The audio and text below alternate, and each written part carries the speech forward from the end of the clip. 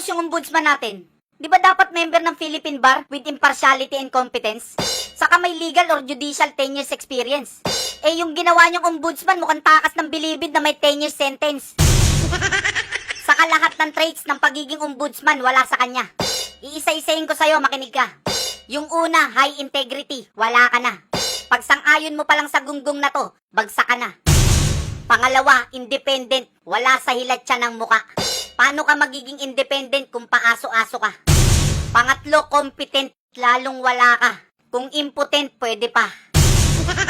Paano ka magiging competent? Tanong petsa na wala ka pang nahuhuling malaking isda. Oo nga pala.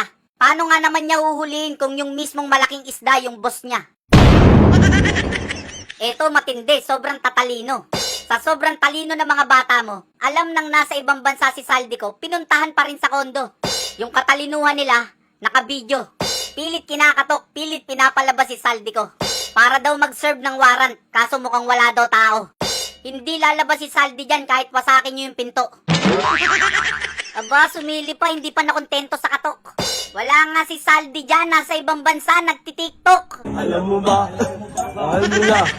Wala tayong magagawa, mahal mo na. Ba't adan? Ba't adan? Humingi po siya. Humingi po. Doon po sa may project. Konting aral lang, konting bulakbol.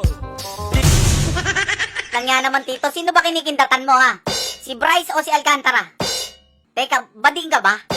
Ang kapal-kapal ng bigote mo, landi mo, susumbong kita kay Helen Gamboa. Buong bansa nagkakagulo na dahil sa adik na amo nila. 1 trilyon kinukubra. Buong bansa ay bumaha.